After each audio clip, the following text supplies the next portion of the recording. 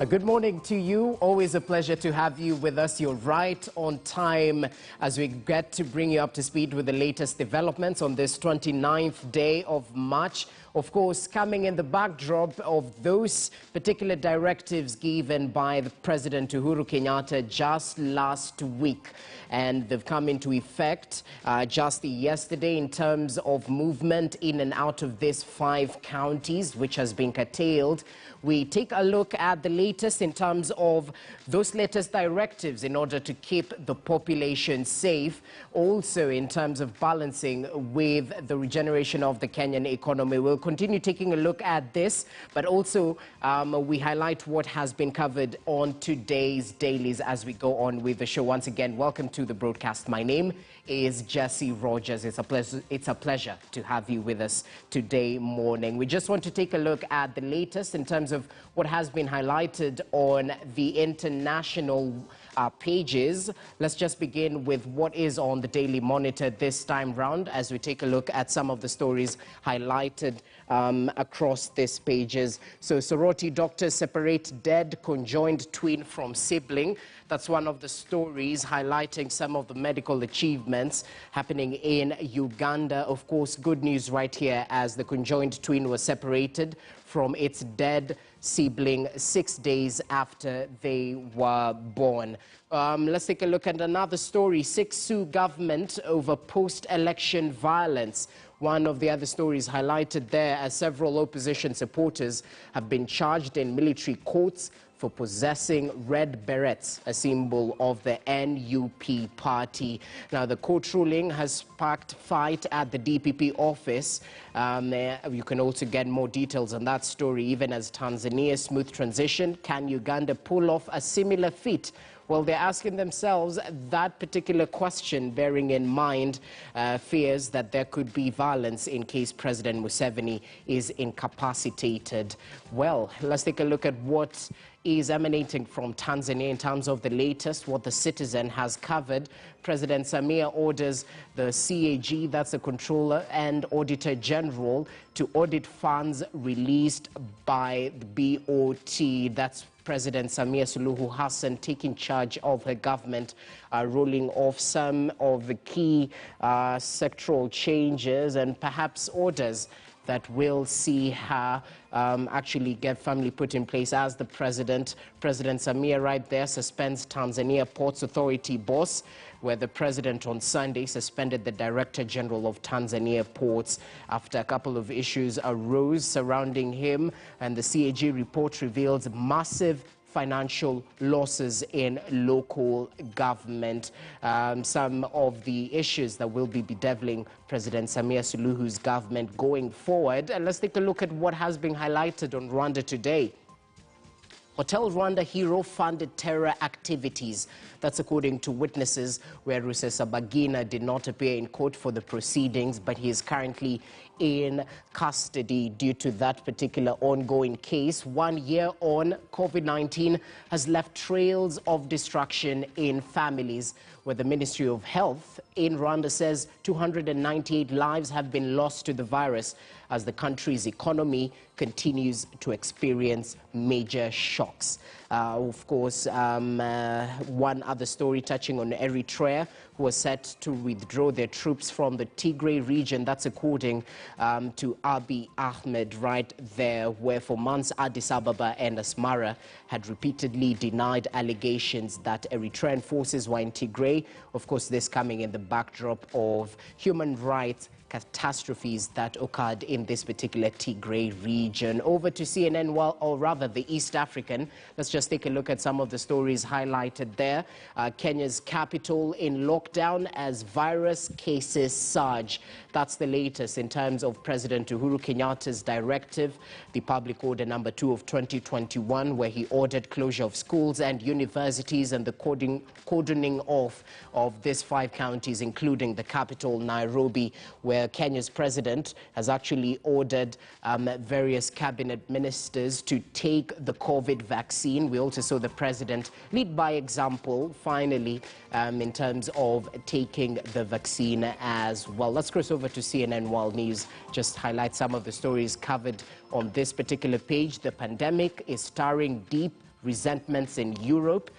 Seems to be an analytical piece right there, even as UN officials condemn Myanmar junta after 100+ civilians were killed in one day. Some of the human rights catastrophes happening in Myanmar. Remember, ever since the military did take over from the civilian government, we've noted various cases of human rights abuses centered on the people coming out to the streets to protest that particular move. Now, Mexico's COVID death toll may be 60% higher than officially reported. Some of the challenges facing various countries in the fight against COVID-19, even as the vaccine is being distributed in various countries around the world. More than 30 killed as 2 trains collide in Egypt. That's the latest in terms of the world news. Various stories highlighted on this particular pages. We'll definitely keep you up to speed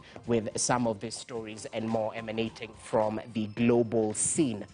All right. Now let's take a look at some of the stories covered on the local dailies. And with me I have the Daily Nation and the Standard as well. Let's just take a look at the front page of the Standard. The front page, the story is all about COVID-19 and the immunization process. The Diaries of the Vaccinated, that's the major story, where the Standard highlights in their own words the efforts to protect the country's frontline workers from the pandemic has been stalked by controversy, myths, and outright lies. But after more than 90,000 people braved long queues to get the job, a cross-section of Kenyans are giving their verdict on this particular vaccine, where we have various leaders, including Kisumu Governor Anyang' Nyong'o and Nakuru Governor Lee Kinyanjui, speaking of their own personal experience in taking the COVID-19 jab. This is a proper move taken by the Standard in terms of pushing up the vaccine efficacy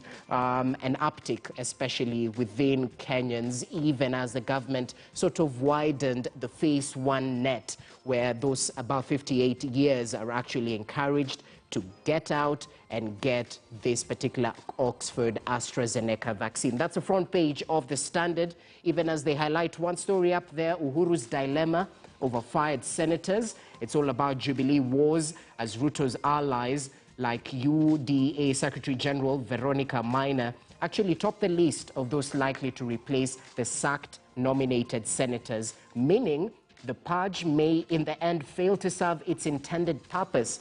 Well, we'll definitely highlight what has been covered on that particular segment. Over to the front page of the Daily Nation. Uhuru under pressure to ease pain. It's all about the measures, the COVID-19 lockdown measures that were announced on Friday, and intense lobbying for the head of state to ease some of these measures announced on Friday is actually in effect. The tourism sector players say containment has put 1.3 million jobs at risk, suggest a less punitive safety plan. We'll get to deliberate on these particular issues that seem to arise after this particular lockdown measures were put in place. And just joining me in studio to help us deliberate on these matters and more, allow me to introduce Alex Manyasi, who's in studio this time round. He's a governance and policy expert. Good morning and thank you for your time. We're also joined by Arthur Odera, who's not a new face right here. He's a former Tessa North Member of Parliament. It's always a pleasure to have you with us. Good morning. We're also joined with our Zoom guest, Dr. Churchill Saoke, who is a governance expert. Good morning. All right, well, we'll definitely link up with him even as we continue with the discussions. Let's start with the Standard. The front page, it's all about the Diaries of the Vaccinated, and perhaps the Standard has actually talked to a couple of individuals, notable individuals who did take the vaccine, and they're giving their own personal experience in terms of the side effects, whether they did experience that or no. And it's gone forward on page 4 and 5 to mention that no adverse side effects have been reported so far as more line up for the COVID-19 vaccine. Let's talk about this. Alex Manyasi, your take on this particular approach by the Standard, bearing in mind we're trying to encourage more and more people, especially those who are supposed to be catered for under phase 1, to actually turn up and get the vaccine. What's your take? And good morning to all our viewers. It's a good thing because it's been a concern from many Kenyans across different divides with regards to the demonstration, especially by the leaders, that were meant to help give the confidence of Kenyans over the aspect of the vaccination. So this is quite important, and if you couple this up with the President's vaccination in itself and a few cabinet ministers, is a good demonstration to actually make sure that Kenyans see this as a safe vaccine. I say that because if you think about the news that have been coming across the world, of course, when you think about the numbers, then the possibility of the percentages of those people who might be affected negatively in Kenya is still almost non-existent because of the numbers. But this is a good gesture in just making sure that Kenyans see that they can put confidence in the vaccine that has actually been put forward for them to consume. Okay, that's really proper. And we also have here some of the frequently asked questions when Kenyans are going to get the vaccine. Is the COVID-19 vaccine safe? Can I get it if I am pregnant? The adverse reaction of blood clots, and if they have been reported in Kenya. Authoritative, talk to us about this. Jesse, I think it's a concern that the uptake of this vaccine is so slow. If you compare ourselves, for example, to the United States, by last week they hit 33% of their population already vaccinated. Yet in Kenya, last week we were at 0.12% of our population, which is low. And it's not that the vaccine is not there. The one slightly above 1.2 million vaccine doses that are available, we have barely scratched the surface. And the irony of it is that it's the medical workers that are the loudest against the vaccine. And talking to a few of them, some of the pushbacks I got were, why do you think the minister has not been vaccinated? Why has the president not been vaccinated? Why are high-ranking Kenyan officials not been vaccinated? And I suppose that question has now been answered. The president went for the vaccine, and so did his senior officials.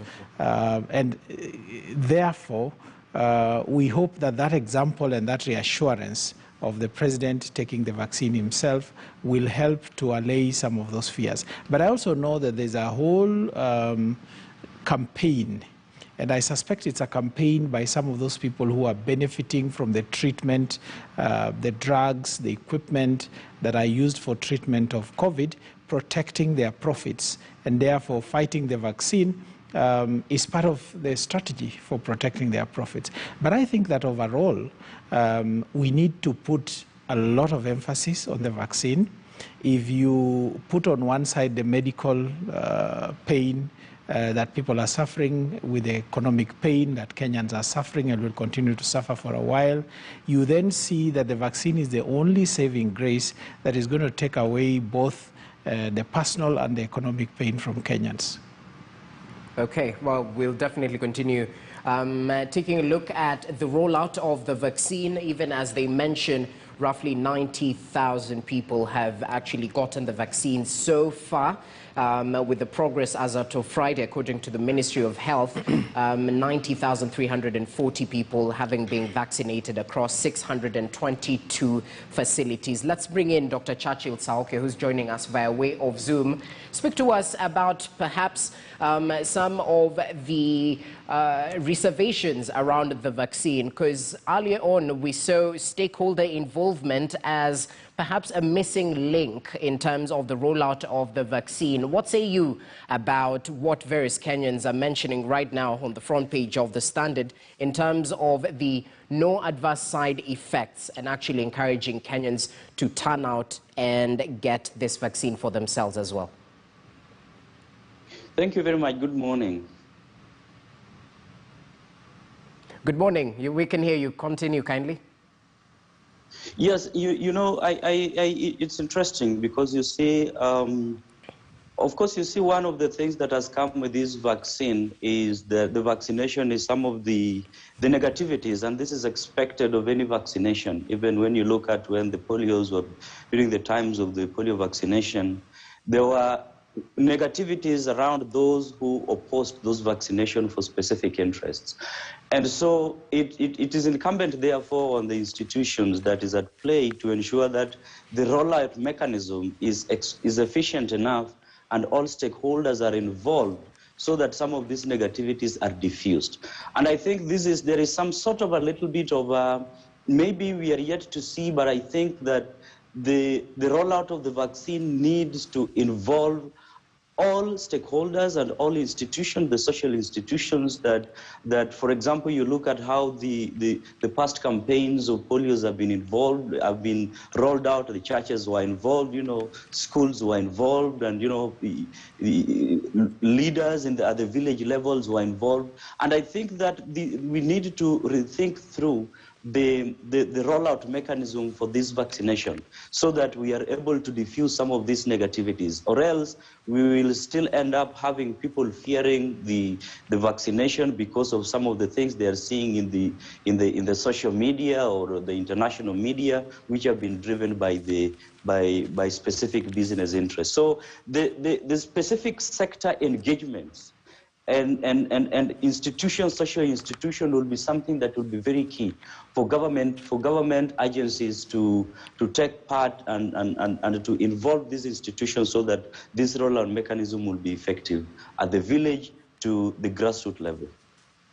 Okay, Authoritative, you mentioned something quite interesting, that focus now needs to shift in the rollout of the vaccines. A lot of emphasis needs to be put, even as we're reeling from the lockdown effects. But one story right here might put all this into disarray. On page 5 of the Daily Nation, the second dose of vaccines may delay as India blocks exports. Of course, this is due to an upsurge of COVID-19 in their particular country. Hence, they're rolling back on some of the exports given to various countries, including Kenya, in terms of the COVID-19 vaccine. With such challenges anticipated, there might be a slower uptake of the second dose of the COVID-19 vaccine.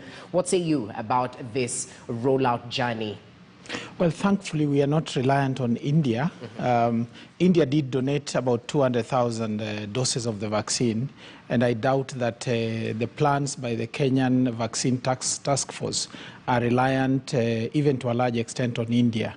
However, there are challenges globally, of course, about the vaccine, and there are challenges in the European Union, there are challenges in the UK, and almost everywhere. However, despite those challenges, most of the countries are experiencing a good level of success in getting large proportions of their populations vaccinated. Now, I listened to Dr. Aya, who is a medical expert and an experienced doctor. He's a member of the Vaccine Task Force in Kenya. And one of the things he said is that a delay in getting your second jab is not a problem. In fact, he said that a delay in getting your second jab is actually better for you than getting it in time. I don't know the science behind that, but if we believe the good doctor, then it means that the critical jab you need is the first one. Get your second one whenever it's possible to get it after the 8 weeks that are given by the ministry. And therefore, it's not a big worry. I think our biggest worry should be getting the first jab on the shoulders of Kenyans. And once we do that, if we get to a certain level, it will no longer be a worry. And then, at that point, we can open up the economy, the curfew can go away, the lockdowns can go away, and we can begin the journey towards economic recovery. Okay, well, that's definitely the goal. Let's bring in Mr. Manyasi. What say you about this particular issue, bearing in mind that Kenya and a host of other low and middle-income countries actually depend on the United Nations-backed COVAX facility, which definitely is a biggest consumer of the Serum Institute in India, which is the world's largest vaccine manufacturer. Talk to us about this.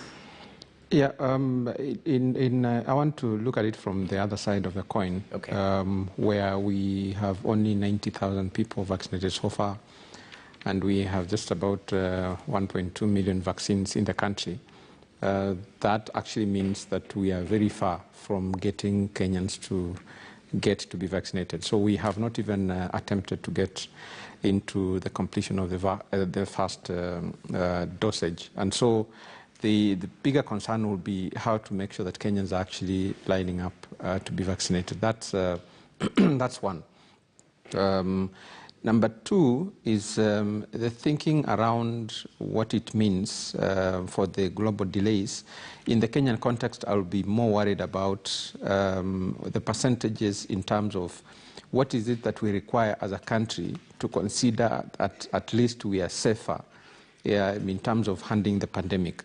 So if you're talking about 60 to 65% of Kenyans needing to be vaccinated, then my assumption is that we have not even gotten anywhere close to bringing in 35 to 40 million doses for Kenyans to be vaccinated, for us to be sure that we're safe. So currently, we're only dealing with a critical mass of the population, which includes the health care workers, which I am also deeply concerned about, even the uptake of the health care workers, the security forces, the teachers, those who are above 58, for very good reasons. So if we cannot even get these people out to be vaccinated, then the imagination is that even if we had all the vaccines that we require in Kenya today, then the concern will be that we may not be having the uptake that is required.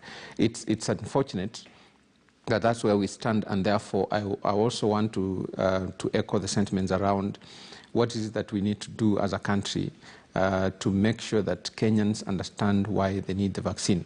And of course, the demonstration that has been seen in the recent past, in the last 1 or 2 days, is a good starting point. And this should have happened on day one, so that at least we get the confidence of Kenyans across the country. Because unless we do that, and I know we'll go into the merits and demerits of looking at how the economy is suffering from this, it's unfortunate that we might be having this discussion quite a long time. And if that happens, then when we talk about the issues around the economy, it should be very scary to think about what will happen if the pandemic takes longer, the uptake is slower, and the vaccine, of course, if anyone is sending you vaccines and you have 1.2 and you have only taken 90,000, even if it's me, I will be thinking twice to send you vaccines that you might also technically not need.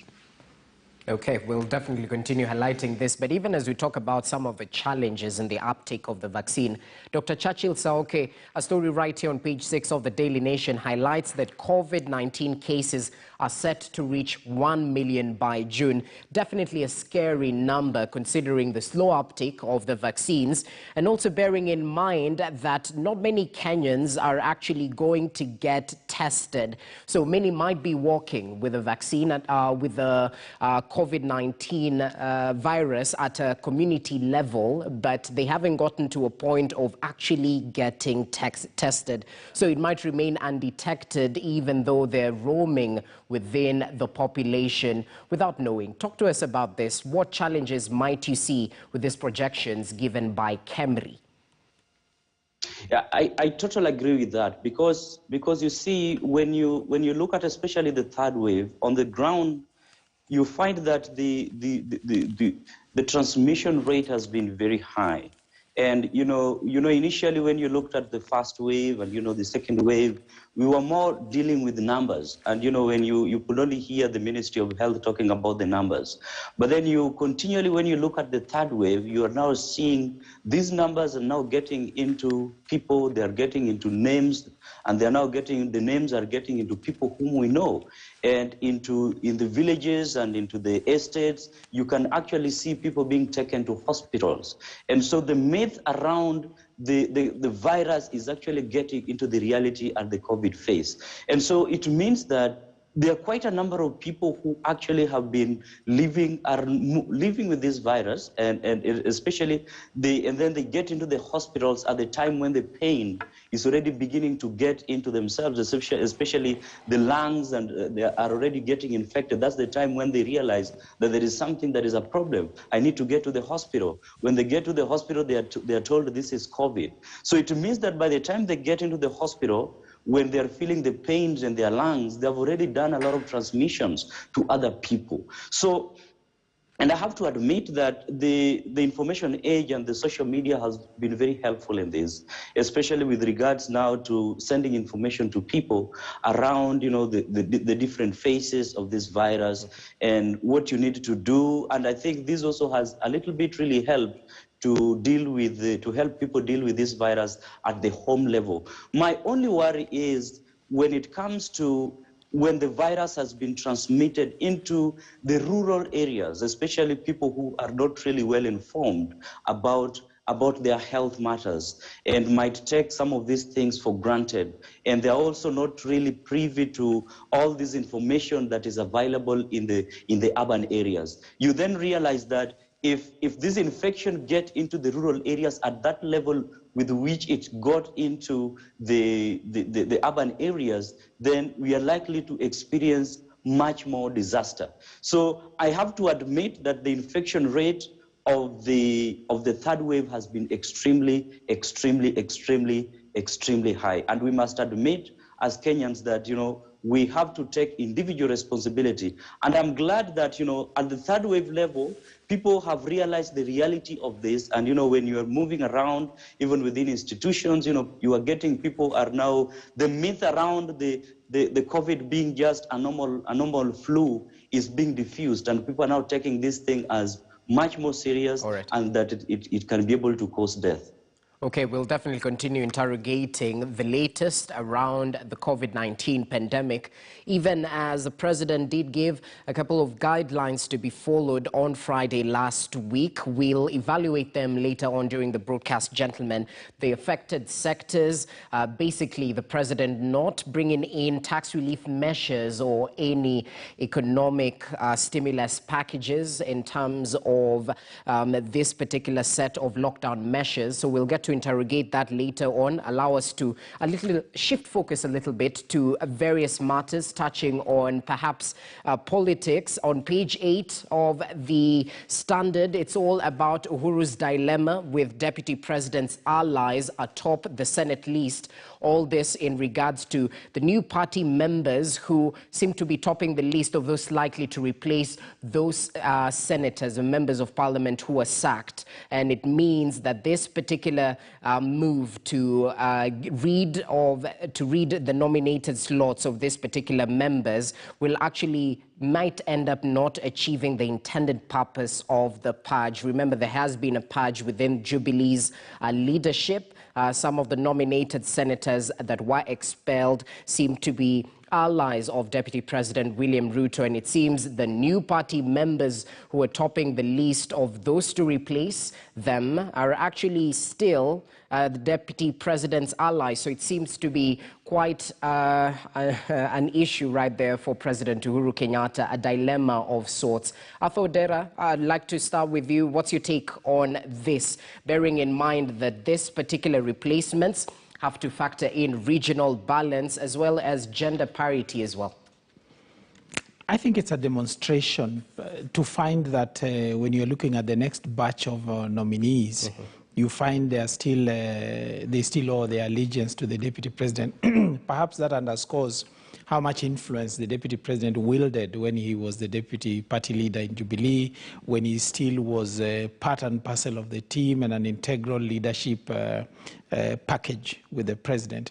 Now, secondly, remember, Jesse, that in political arena, there are open seasons and there are closed seasons, there are transfer seasons, and certain players within the political arena are open to transfer from one team to another. And if politics is about interest, like we know it is, I wouldn't be surprised to see some of them actually being nominated, but being asked to move to another team and play for that team. And I think that some of these people are people who are there to pursue a certain interest over a certain term of time. If that is the interest, then it is in their best interest then to be open to play for the team that will take them where they want to be, that will deliver their interest as they wish it to be. Because I don't see any other reason why someone who is not immediately competing for political power would help a political party to seize power. There must be an interest they have. And that being so, if this interest is delivered through a Senate nomination, I'm sure that some of these people will be talked to and they will shift their allegiance and begin to work for the team that will give them the nomination that they desire, if they desire it. The other thing, of course, is over time, the politics of this country will be driven by where people see their best shot existing. And therefore, the deputy president put there people who he knew to be aligned to him. Veronica Maina, you remember, was an official of Jubilee. Yes. Before she shifted her allegiance to UDA. I don't know whether that was because she missed something in Jubilee or because something went wrong or because from the word go she was loyal to the deputy president. I do not know. But I am sure that most of the people, if that carrot is dangled, they will shift like Robin van Persie shifted from Arsenal to Manchester United and play and hopefully deliver for the team they've moved to. Yeah, well, truly a transfer season. Interesting similarities in football and politics right there. But Alex Manyasi, what's your take on this, considering this particular positions definitely need to factor in the marginalized and minority communities, but the politics definitely has to play out. Talk to us about this. Yeah, the unfortunate bit is that the people who are supposed to be picking nominees, of course the president, do not have much choice in terms of flexibility of who they are supposed to nominate, because they are supposed to pick from the same list that they have that was deposited before the election. And so in terms of looking at what that means, and that's why the issue of the allegiance of the members on the list being of the DP, of course, is concerning in the sense that that means that loyalty is not guaranteed, as it were, in terms of what that the people who are next in line. And I have consistently said many times so that the deputy president of the Republic of Kenya today, probably he foresaw that the challenges he's having today were going to be showing up to his political career. But secondly, his hand in the formation of government as it is today, it actually confirms what some of us have been saying, that the deputy president technically formed government and technically was running government in many aspects. And if you look at just the aspect we are discussing of the nominees, tells you who was responsible for government for the first 5 years. And in the run-up to the election of the second term, it tells you who was calling the shots and who was making determinations around who becomes what in government. And so when you're running a scenario like that, that also tells you why President Uhuru Kenyatta did not have a choice but to have a handshake if he wanted to do anything against his deputy. Those are the realities of what is in government today. And that's why when you see, and many people have been asking, for example, the fanatical following and the allegiance that is so strong from the members of parliament, from the Jubilee administration, it tells you that probably, and I have no doubt whatsoever, that most of those people had the direct support of the DP in their nomination and in their election. And so the way they think about it is that they almost owe their political life today to the DP. And so that is why it has been very difficult, because it's almost unimaginable that you have a president who is in State House in Africa, not in Europe, and yet it has been very difficult for him to technically run government, even with the carrots that do exist all over the place. So it's an unfortunate scenario for the president. But I want to take you from my colleague in saying that probably the only way out is to just ask them to be nice and to support the ruling side of government. Well, I don't know if niceties and politics go hand in hand, but we'll definitely observe this. Dr. Churchill Saoke, as you give us your take, allow me to bring into the foray a story covered on page 10. in terms of no end in sight as Matiang'i lawmakers' dispute deepens. All this in regards to the parliamentary committee that has been summoning leadership in terms of those at the helm of the Interior Ministry. And they're referring to a tweet by Karanja Kibisho, who's the PS, mentioning that he was a little bit discouraged after various individuals within Harambee House actually came together for this summon by the parliamentary committee, but the members of the committee, the members of the security committee were not there. So it seems that they snubbed this seating since this particular officials, Kibisho and his ilk, did snub various calls by the committee to actually turn up and answer various questions. So the parliamentary committee members revealed that they refused to meet the CS and his top officials, even after inviting them to revenge similar treatment. What say you about this? Yes, thanks. I think to begin first, just to echo what my colleagues have said about the nominations, government and politics is like a box. And a box, it means that at any given time, you must be able to think within that box. So you find that you might realize that some of these nominees that have been, in as much as they were loyal to the deputy president initially, then they got to look at the realities as is it now, and ask themselves, what is the best way that we can execute our political interest as is? And so then you will find that they will have to find a balancing point of shifting allegiance so that they are able to be in line with the government of the day. Now, with regards to the Matiang'i and the CS for Interior and the Parliamentary Committee on Security. I mean, this is something that has been there, and I think there is a lot of power play around it, where you find the CS at some point had snubbed some of the meetings, and I think now, by the fact that the Parliamentary Committee also snubbed their meeting, it is a power play between the two, the executive and the legislature, which is likely to bring a little bit of hurting of the business operations, especially with regards to their mutual engagement.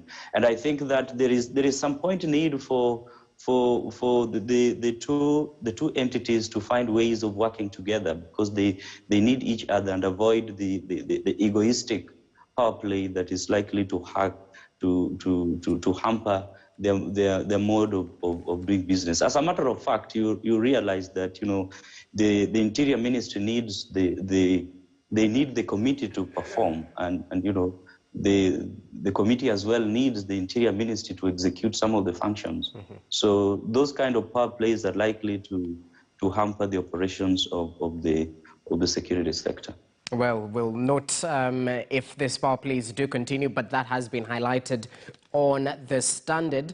Arthur Odera, allow us to deliberate on this particular matter covered on the back page of the Daily Nation. It's all about the pregnant girls who are sitting for the KCSE exams in hospitals, even as the KCSE examinations kick-started last week, Friday. Of course, we expect the candidates to continue today, Monday, even bearing in mind some of the restrictions that were put in place. But the ongoing exams have actually exposed the depth of the teen pregnancy crisis within the country, with hundreds of candidates actually sitting for their papers in maternity wards. This has always been an issue. Time and time again, we've seen a couple of reports around the pregnant young girls who have to sit for their examinations. First of all, we encourage the fact that they're doing their examinations irrespective of their condition, but it definitely points to various issues, perhaps social issues, that needs to be addressed going forward. Talk to us about this. It's a bigger issue now, Jesse, because of the 9 months layoff. You remember the 9 months at home. That was a big opportunity for a lot of sexual activity to happen. But then one has to ask a number of questions. One is, if these girls must engage in sex, what happened to contraception? Are they using contraceptives at all? Are they protecting themselves in any way against STIs and HIV? They're bigger questions, And I think it merits a lot of examination in terms of how schools can help, how government can help, and how even the non-governmental world can help to stem these teenage pregnancies. Because for me, any teenage pregnancy or any pregnancy at all also means that these girls are exposed to STIs and HIV. Is that a big problem? Yes, it is. In the long term, it's going to reverse some of the gains we've made in terms of not only educating and supporting the girl child to move into income generation and into leadership, but it also negates the gains we've made on fighting HIV and STIs generally. But the other thing, of course, is the whole theme of parenting. How much role are parents playing in educating the boys and girls? And it takes both, really. It's not just about educating the girls. I think the boys need to be educated as well about if they are going to engage in sexual activity with these girls, they need to protect themselves, and they need to make sure that they do not jeopardize the future of the girl just because they want to enjoy sexual activity. And I'm being particularly candid because I know sometimes when you sugarcoat some of these things, you don't make your point. True. And I think we've been pussyfooting for a long time, using language that doesn't get through to the hearts and minds of these young people. And it's time we began to be bold and look them in the face and tell them that you must engage in sexual activity, protect yourself and protect your partner. And therefore, it's a problem that, in my view, needs a multi-pronged approach to deal with the exposure and also the risk to the future of the girl. When she gets pregnant, we're jeopardizing her future. And I totally agree with you that the very fact that we allow them to come back to school and do exams is a great thing. You don't want to destroy the future of this girl and deny them education simply because they got pregnant. Maybe they got pregnant because as a society, we should have done better in terms of socializing them, educating them, and enabling their controls to work better for them, and also to educate the boys to not expose these girls to such risks. Exactly. Alex Manyasi, perhaps your final comment on this as we put this matter to rest. Yeah, this is an extremely complex matter. It's also something that elicits a lot of emotions. It's something that puts faith against science sometimes. It's also something that puts emotions against reality. What you see is it's anytime you see a pregnancy is a demonstration of what is going on behind the scenes. And so anytime we think about teen pregnancies, there are several questions then that come to play. For instance, when you're talking about a child who is in primary school who is pregnant, then what we need to be talking about then is what happened to the issue of contraceptives. And then once you step into that arena, then you start having challenges around with the church. You start having challenges with those people who have different moral thinkings around that, and why a child should be left to be a child. However, the reality is that as long as there are pregnancies and they are technically unwanted, then it means that the issues around protection and making sure that these children actually grow up, some of them engage in activities which 5-10 years down the line they will otherwise would have made a different decision if they were of a different understanding of what they were doing then. And so we have even had some members of the judiciary say, for example, then can we lower the age at which we call children adults to 16? You see, those are, I mean, we are also dealing with that argument because of the fact that we have young boys, for example, who are ending up in custody when, technically speaking, they're actually children. So it's a fairly complex matter that requires a very sober discussion that is devoid of any emotional or faith-based kind of thinking to make sure that what we come out with is something that we can, and it's not a Kenyan problem only. If you go to Europe, for example, people have serious problems around contraceptives being thrown around children.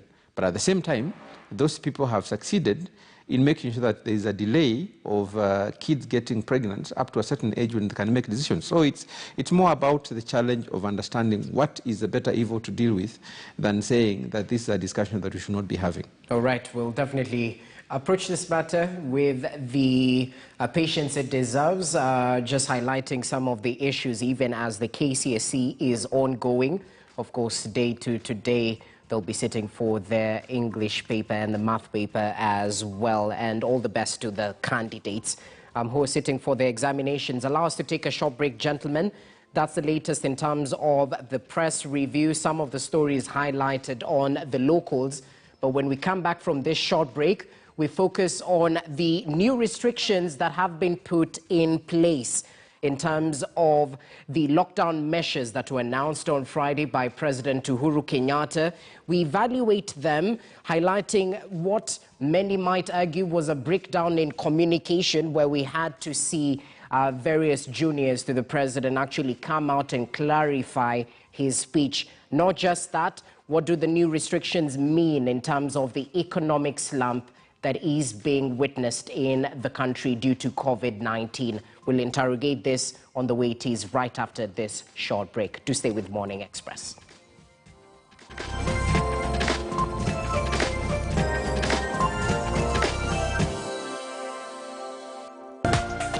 This is KTN News.